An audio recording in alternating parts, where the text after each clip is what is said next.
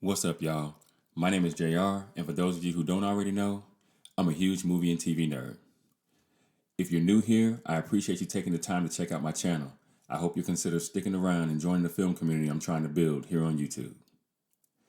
So in today's video, I'm going to be giving my reaction and review for TriStar Pictures Thanksgiving.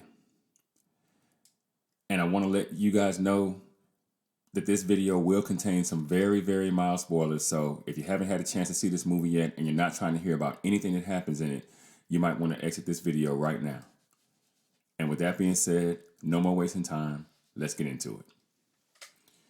So Thanksgiving is an American slasher film directed by Eli Roth from a screenplay written by Jeff Rendell and a story by both Roth and Rendell, who produced the film with Roger Birnbaum. Now, the movie's based on Roth's 2007 mock trailer of the same name from Grindhouse, and it's the third feature-length film to be adapted from one of the mock trailers in Grindhouse after Robert Rodriguez's Machete, which was released in 2010, and Jason Eisner's Hobo with a Shotgun, released in 2011. The film stars Patrick Dempsey, Addison Rae, Milo Manheim, Jalen Thomas Brooks, Nell Verlaque, Rick Hoffman, and Gina Gershon. Thanksgiving was released in the United States on November 17th, 2023, again by TriStar Pictures. And the film has received generally positive reviews. At the time of this video, it has an 83% on Rotten Tomatoes based off 105 critic reviews, with a mildly comparative audience score of 79%, and that's based off of 250 verified ratings. It has a Metascore of 62 on Metacritic based off 33 critic reviews, with a user score of 6.4 based on only 17 user ratings. And finally, the film currently has a 7.0 out of 10 on IMDb with almost 5,000 reviews. Okay, so let's start from the beginning. The opening image of the film pays homage to some of the older slasher films using a faceless POV shot for the first few seconds. From there, we start to meet the cast. And I'll just go ahead and say, I didn't like the casting of Jalen Thomas Brooks as Barbie. No disrespect to the young man, but I thought he was too short. And it was extremely noticeable about 5 minutes into the film, with that feeling persisting throughout. Now, the dialogue throughout the film was about what I expected for a film of this sort, so I don't really have any issues there. Basically, I knew that my opinion of the film was going to come down to a few things. Who was the killer? Why was he killing? And does the protagonist survive him? Horror films, slashers in particular, are all about these three things. Get these things right, and you've got yourself a recipe for success. Get any one of them wrong, and your movie is done for. You're cooked. No pun intended. I think this film got all three of them right, though I did feel the writers made some small mistakes in getting there. And I think this was mostly due to the writers leaning heavily on past horror franchises instead of digging a bit deeper to come up with some fresh ideas. But I guess, if it ain't broke, don't fix it, right? There were some jump scares, here and there, and there was a lot of blood and gore. The film even got into some super dark territory with one of the murders in particular, but I won't spoil that situation in this video. Now, the inciting incident in the first act of the film, without going too much into it, felt very Final Destination to me. Now, once they move past that, we get a time jump, which I was fine with.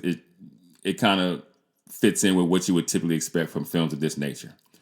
Now, from there, we get The Mask, a clear nod to the Scream movies. I did think it was a clever move to have The Mask be widely distributed throughout the Massachusetts town, making it more difficult to guess who the killer might be before the writers decided to reveal it finally in the third act. Now, the writers managed to show the killer's motive pretty early on here while still being able to keep his identity a mystery, which I thought was a plus. Another thing that was a bit different about this particular slasher was the fact that as the killer stalked and attacked the persons that he felt wronged by, some of them were killed immediately and others were simply captured. Now, this was peculiar to me, and it made me think about what the connection could be between the characters that the killer decided to take prisoner. no doubt to torture in some way, shape, or form later on in the film. But then, about midway through the second act of the film, the writers suddenly rebuke the pattern they had established earlier, and they have the killer actually murder one of the characters that, by their own rules, should have been taken prisoner instead. Which maybe they did to keep the audience guessing, maybe to throw you off a bit, but that's still a no-no nonetheless in my book. So I had to take off some points for that little faux pas. Now, once the film got into the third act, and we finally find out who the killer actually is, I have to admit I was actually surprised. And I typically take pride in being able to identify the actual slasher in these types of movies before he or she is revealed. But this time, again, I have to admit the writers got me. They did a pretty good job in the sleight of hand department, providing just enough distractions and diversions to throw you off the scent until just the right moment. Then we get to understand the true reason behind the killer's rampage, and both the killer's rage and his rampage, it all made sense. Check. And finally, spoiler alert, the protagonist does indeed survive the killer's last attempt to kill her, and the killer himself is attacked by the protagonist, which is typical, and assumed dead, which is typical, though we're not assured of the outcome by any means. Again, par for the course. Now, overall, I give the movie a 65%, or a 6.5 if you're thinking IMDb score. This film clearly drew from and paid homage to several similar films from the past, those being, Final Destination, Scream, Friday the 13th, Halloween, and even I Know What You Did Last Summer, just to name a few. There are a few, like I said, jump scares that can kind of catch you off guard if you're not, ready for them. And there's enough blood and guts for everyone. But this was a film you could set your watch to, and not much we haven't seen in a slasher film before 1,000 times over. I think it's one you can wait to watch on a streamer, though, because though I thought the film's execution was pretty standard for a modern slasher film, I thought the concept was a bit corny, using a holiday to create a clear derivative of John Carpenter's Halloween. But what do you guys think?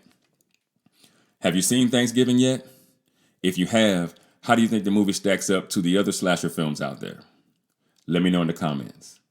And for those of you who might be new to the channel, be sure to like and share this video. If you really like the content, be sure to subscribe and hit that notification bell. That way you'll be notified whenever I drop a new video. Also, be sure to go check out themadscreenwriter.com for more television and film reviews and info on my upcoming projects. And with that, I'm going to go ahead and get out of here. I got screenplays to write. I'll catch you guys in the next video.